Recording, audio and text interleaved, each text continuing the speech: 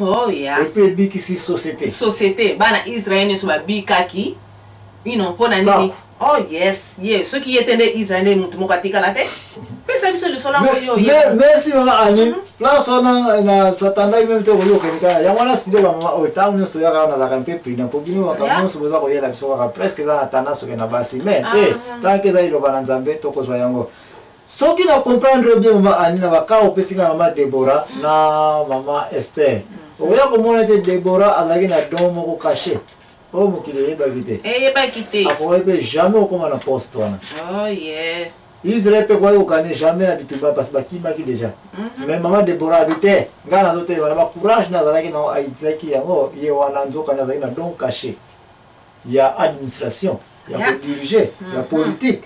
Akoma ki reine na era ba roi bazalaka na note juge. Juge mtaki mtunika premier ministre va payer à Londres, le président va payer à la présidence et puis roi va payer à la royauté, n'est-ce pas? Yeah. Oui, pour que ça a été don, nous sous. Donc on a compris, mais tout ce que tu cherches à dire pour le moment était don ya mutu et quand il cause là et loko il faut qu'on découvre secret na ezab. C'est un ministère caché. Oh yeah. Donc ce que allez ko bomba ma oza ya ko lala mo kili pesa ko bénéficier na moté. Parce que Deborah, Esther, badon oye bana kite mo kili pe ezaki na pasi.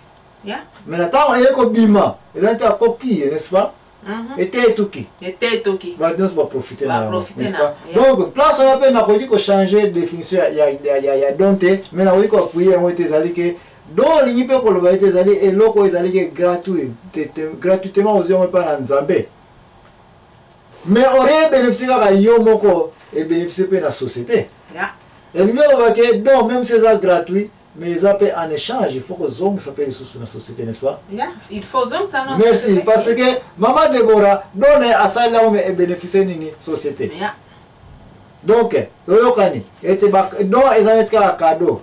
Mais cadeau yango gratuitement aussi yango.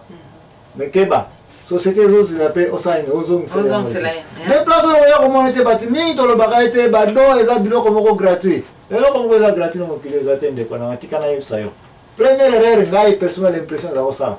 La cancer qui va donner un don gratuit.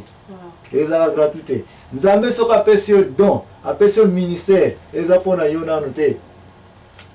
Les apôtres na batu misus, les gens na même fumba na yo batso ba disent batona ba damena ba sisi ba susu mi sapina mo. Ba pia tinyo sona yo mo kuto la même fumba mo sai zero.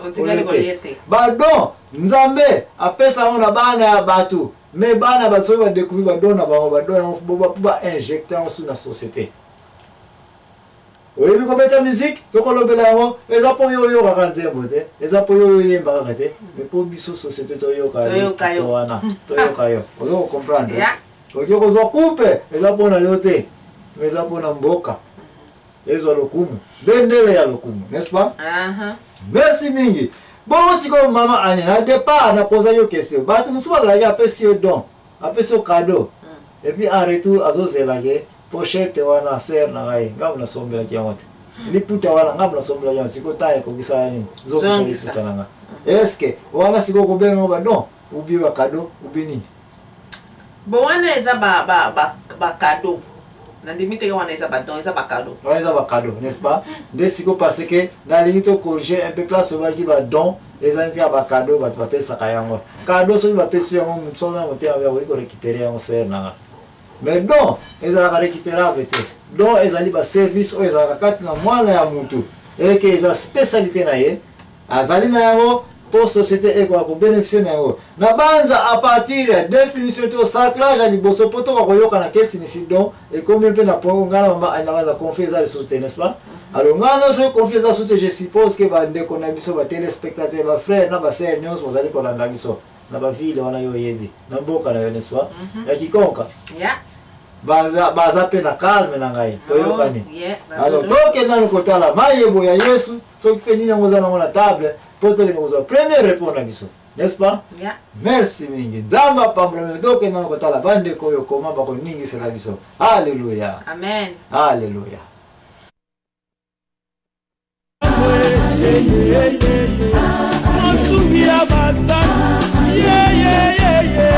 Papa Lobana yo, papa kita osa.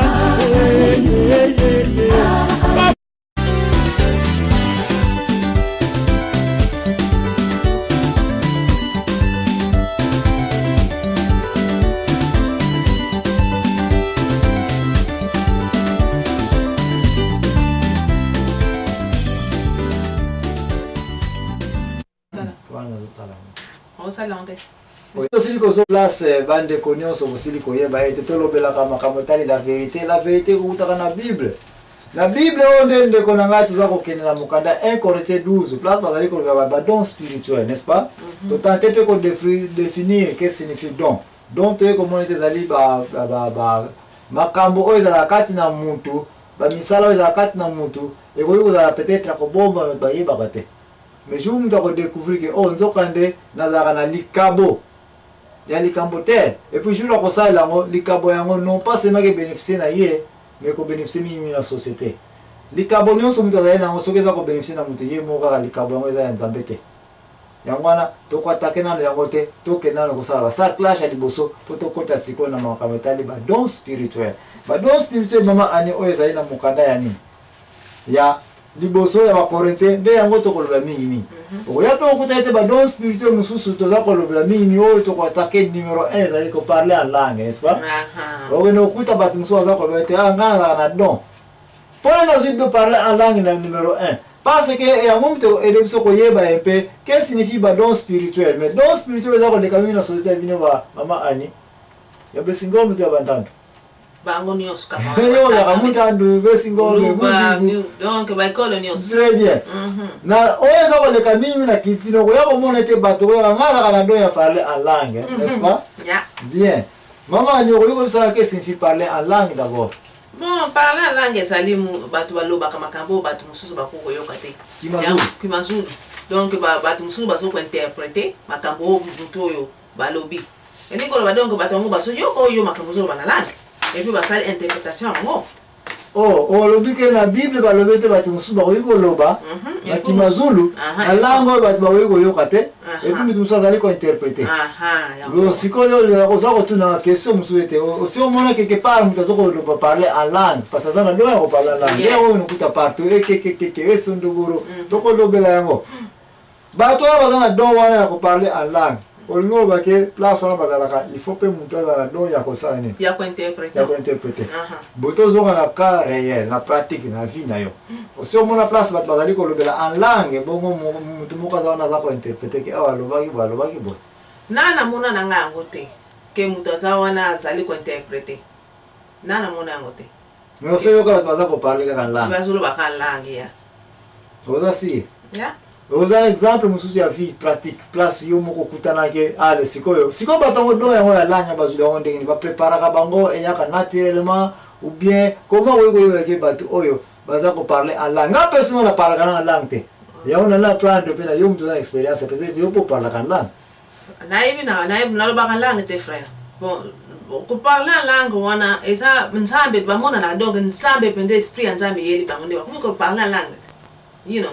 Et puis mutu musupe esprit nzambe yeli akomi ko interpréter makambo yo mutu mususu alozoba neti ko parler en langue neti pona ngami ko passer mo wa ya ko te pa na ndako na ngai awa to ino to saka na groupe de prière kaka na bandako so lelo ko sala na ndako na nga next time je souvent ko to sala na ndeko mususu ko tango to baye na ndako passer a ayipsi biso ke biso ne photo parler langue yeah.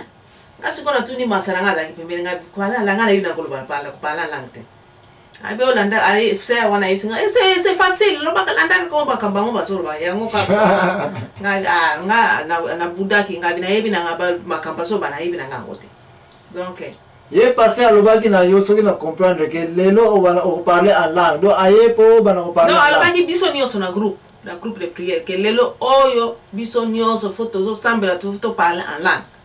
Ngai vidi kote wana ya ona tuni masaranga ya tebo na tuni masa menga kupala langa na hivi na ngatabi eza facile ndaka ko banguni so makamba solo do soka lo zako baba yo ko baba nga na ningi na ko mababa ti ana rifisa ko salanga donc eza bon sikota ba waza ko parler langue wana ke nyos baza ko loba wana est-ce que mona ki mutu azaki na zaki ko interpréter bon mutu interpréter ki azala ki te po bangoni sur le même mot baza ko répéter. You know. Bon, ceci va se comprendre. Bon, mais si la Bible le bien était ce qui vous a le langue, mutu azala na pembeni a interpréter. Bref, na la lo ba boy, hein? ngai te Bible lobe te place nyonso kokende soki okuti bato baza na badon ya koparle en langue tika bato nyonso bayoka ye soki bato baza koyoka ye te alo tika mutu moko azala pembeni asala nini apesa interprétation mais badon ya koparle en langue oyo soki nakoki kolobela ngo mpe sere na ngai tika otia wana mutu ete makambo ya liboso bato baparlaka en langue ntango bakutanaka na Jérusalem jour wana ba 4 heures ba 5 heures batongo n'est-ce pas bato ebele bazalaka na temple wana epuis molimo sante yaki wana mbala liboso bato bakomi koyoka bato oyo baza ba hébreu mais langue baza koloba ya biso ba grec bayokaki ba bon ezalaki ki bazulu te ba